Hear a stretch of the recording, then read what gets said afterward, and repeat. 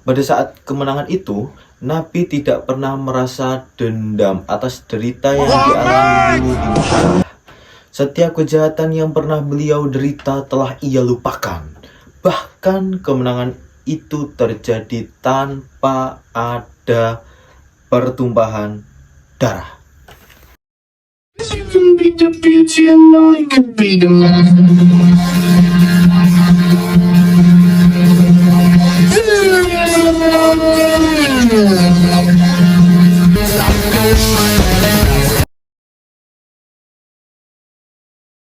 Assalamualaikum warahmatullahi wabarakatuh. Sampurasun mugia rahayu sagung dumadi nirmala nirmala. Om Swastiastu, Namo Buddhaya, salam kebajikan.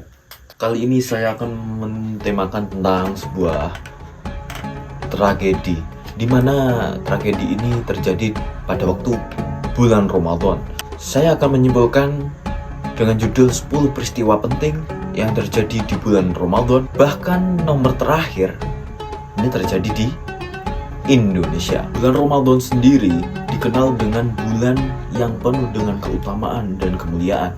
Salah satu dibuktikan dengan banyak peristiwa penting yang turun pada bulan ini, sehingga bulan Ramadan disebut dengan bulan yang penuh dengan kemuliaan. Ada sejumlah peristiwa sejarah yang penting bagi umat Islam terjadi di bulan Ramadan, begitu juga dengan sejarah Indonesia. Apa sajakah peristiwa-peristiwa tersebut? Dirangkum di berbagai sumber. Inilah 10 peristiwa penting yang terjadi di bulan suci Ramadan. Nomor 1, bulan diturunkan Al-Quran. Beberapa hari yang ditentukan itu adalah bulan Ramadan, bulan yang diturunkan di dalamnya permulaan Al-Quran sebagai petunjuk untuk manusia dan penjelasan mengenai petunjuk itu dan pemisah antara yang benar dan salah. Bahkan diterangkan dalam surat Al-Baqarah ayat 185. Ayat itu pun berbunyi, beberapa hari yang ditentukan itu ialah bulan Ramadan, bulan yang di dalamnya diturunkan permulaan Al-Quran sebagai petunjuk bagi manusia dan penjelasan mengenai petunjuk itu dan pembeda antara yang hak dan yang batil. Para pakar tafsir dan hadis mencatat Allah juga menurunkan kitab-kitab dan suhuf, yaitu kitab-kitab kecil selain Zabur, Taurat, Injil, Al-Quran, atau biasa yang disebut mushaf, lembar-lembaran, kepada para rasul sebelumnya pada bulan Ramadan. Ibnu Katsir rahmatullah berkata mengenai ayat ini dalam tafsir Al-Quran Al-Azim 1-460 sampai 461 Darul Hadis. Allah menyanjung bulan Ramadan dibanding bulan-bulan lain dengan dipilihnya sebagai waktu diturunkan Al-Quran Al-Azim. Karena itu Allah mengistimewakannya.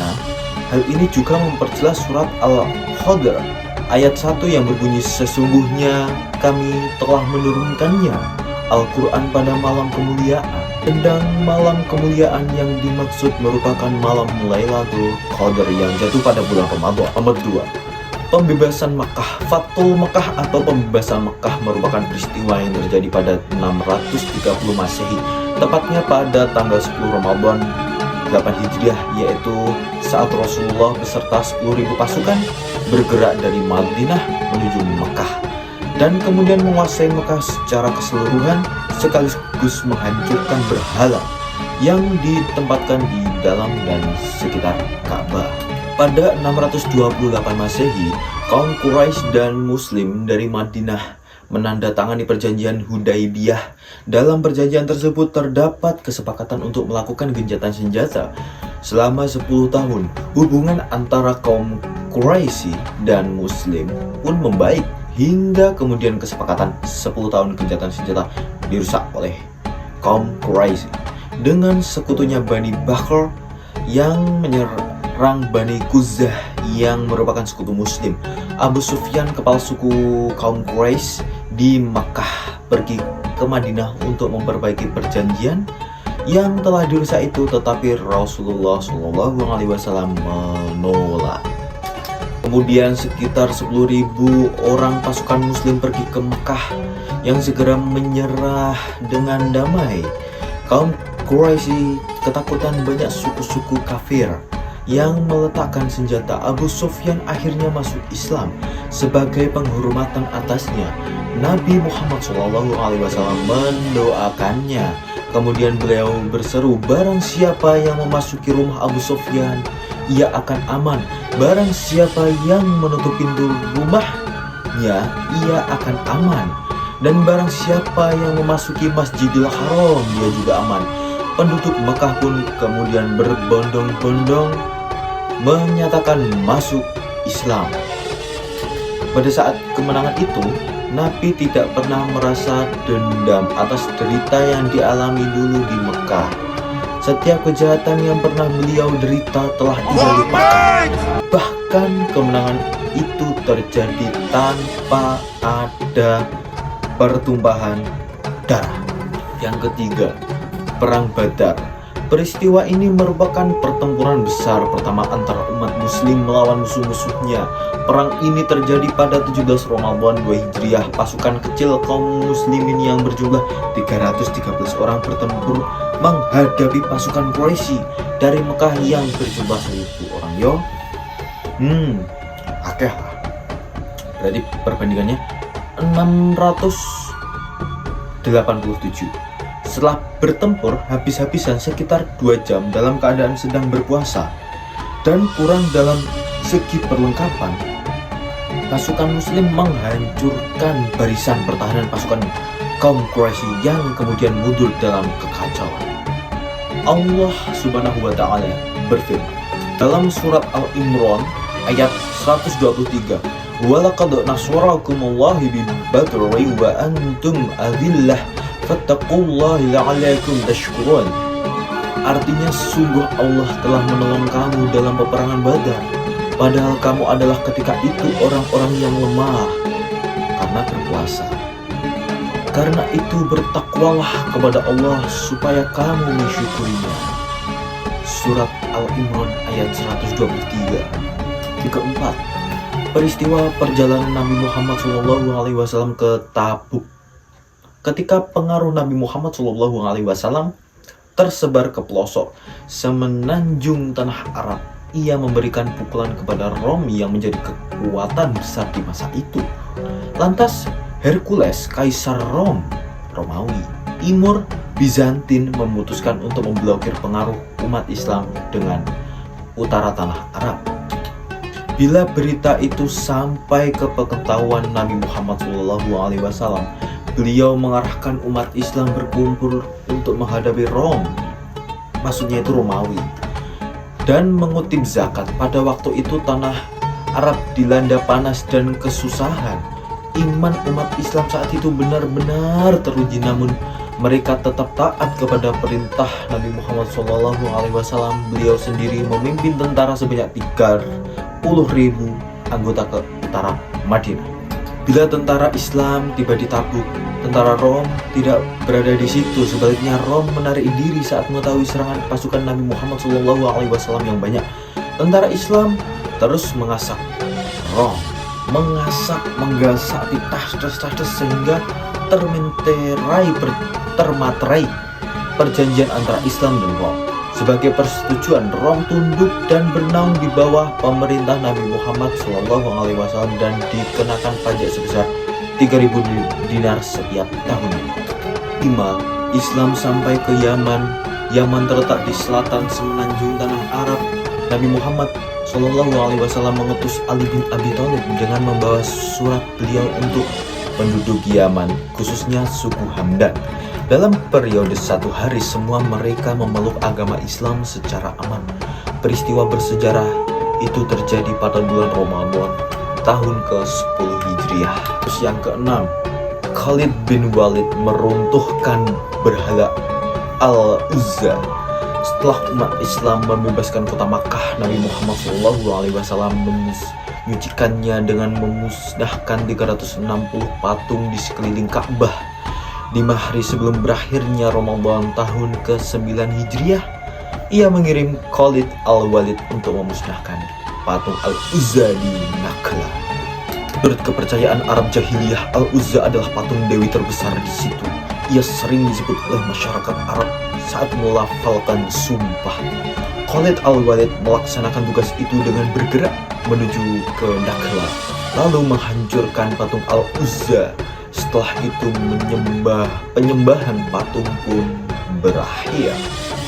Langsung gas patung, des. Penyerahan kota Taif. Kota Taif pernah mencatat sejarah ketika penduduknya mengusir Nabi Muhammad SAW saat berdakwah di sana. Setelah beliau dan umat Islam berhasil membebaskan Makkah, kaum Bani Taif bersikeras tidak mau tunduk kepada Nabi Muhammad SAW. Nabi Muhammad SAW dan tentara Islam pergi ke Taif lalu mengepungnya dalam waktu lama. Akhirnya rombongan mereka datang ke Makkah di bulan Ramadan tahun ke-9 Hijriah dengan menyerahkan kota Taif sebagai tanda menyerah patung Al-Lata yang dipuja sebelum itu dimusnahkan. Ke-8. Pembebasan Andalusia Spanyol. Andalusia adalah nama Arab yang diberikan kepada wilayah-wilayah bagian semenanjung Siberia yang diperintah oleh orang Islam selama beberapa waktu mulai tahun 711 sampai 1492 Masehi. Pada 28 Ramadan tahun ke-92 Hijriah, Panglima Islam bernama Tariq bin Ziyad dikirim pemerintah Bani Umayyah untuk menawan Andalusia. Tariq memimpin armada Islam menyeberangi laut yang memisahkan Afrika dan Eropa. Setelah pasukan Islam mendarat, Tariq membakar kapal-kapal tentara Islam agar mereka tidak berpikir untuk mundur. Akhirnya Andalusia ditawan dan menyelamatkan rakyatnya yang dizalimi. Islam bertapak di Andalusia selama 8 abad dan merusak peradaban yang tinggi nilainya kepada dunia barat. 9. Tentara Islam mengalahkan tentara Mongol. Bukan Mongol artis loh ya, bukan Mongol artis Indonesia. Pada tahun 126 sampai 1405 Masehi, kaum Mongol melebarkan penaklukannya hampir semua benua Asia. Menurut catatan Kekaisaran, penakluk mereka meliputi seluas 33 juta kilometer persegi. Jenderal tentara Mongol dikenal sebagai Genghis Khan. Dalam misi penaklukan itu mereka membunuh lebih sejuta rakyat negara yang dikalahkan. Menaklukkan mereka menjangkau sampai ke Moskow dan Kiev. Pada tahun 1258, tentara pimpinan Jenderal Hulagu Khan merebut kota Baghdad yang memegang dinasti Persia. Dalam serangan itu, banyak umat Islam terbunuh dan banyak buku karangan sarjana Islam ke dalam sungai Furat dan Dajlah sehingga air menjadi hitam karena tinta. Pada 15 Ramadan 658 Hijriah bersamaan 1260 Masehi, tentara Islam bangkit membuat serangan balas. Tentara Islam dan para ulama pimpinan Sultan Hutus dari dinasti Mamluk Mesir marah ke Palestina setelah Mongol menguasainya. Kedua pihak bertemu di Ain Jalut. Dalam pertempuran itu, tentara Islam meraih kemenangan dan berhasil menawan Kitabul Khan Oyen, seorang letnan Kristen yang memberi nasihat kepada Hulagu Khan untuk menyerang Baghdad. Kitabul Khan akhirnya dieksekusi. Kemenangan itu adalah suatu yang luar biasa saat Mongol yang terkenal dengan kekerasan akhirnya kalah di tangan tentara Islam. Yang ke-10 terakhir, dan ini sangat bersejarah bagi negara saya sendiri. Proklamasi kemerdekaan Indonesia. Bagi umat Islam di Indonesia, Ramadan adalah saksi sejarah puncak perjuangan kemerdekaan para ulama bersama umat Islam. Jumat 9 Ramadan 1364 Hijriah atau tepatnya 17 Agustus 1945 adalah hari saat masyarakat Indonesia mendeklarasikan cita-citanya yang sempat terpendam, kemerdekaan Indonesia. Sesungguhnya telah datang kepadamu bulan yang penuh berkah. Allah mewajibkan kamu berpuasa karena dibuka pintu-pintu surga, ditutup pintu-pintu neraka, dan dibelenggu syaitan-syaitan. serta akan dijumpai suatu malam yang nilainya lebih berharga dari 1000 bulan. Barang siapa yang tidak berhasil memperoleh kebaikannya, sungguh tiadalah ia akan mendapatkan itu untuk selama-lamanya. Hadis riwayat Ahmad, An-Nasa'i, dan Baihaqi. Dan itulah 10 peristiwa penting terjadi pada saat bulan Ramadan. Jadi kita itu berpuasa dengan sebuah penuh makna. Apalagi secara pribadi saya tuh beragama Islam. Jadi saya tuh memaknai dari sebuah agama karena sebuah perjuangan tokoh-tokoh muslim, tokoh-tokoh Islam. Terus yang kedua, memperjuangkan proklamasi kemerdekaan. Terus yang ketiga, kita itu berpuasa bukan berpuasa secara makan, minum, atau marah, tapi juga banyak. Kenapa? Kita bisa berpuasa mulut, lisan, perkataan, pendengaran, penglihatan, pikiran, nafsu, angkara murka, marah, dan kebatilan, kejahatan, keburukan. Lalu asupan-asupan, terus menjaga sebuah nafsu agar terhindar dari tindakan yang tidak diinginkan. Puasa memiliki beribu-ribu sampai berjuta-juta manfaat jika semua itu dimaknai. Kenapa puasa itu sangat dimuliakan? Karena kita ibaratnya itu mensucikan diri lah. Seperti halnya itu bayi. Bayi kan posisi itu setelah lahir itu tidak makan.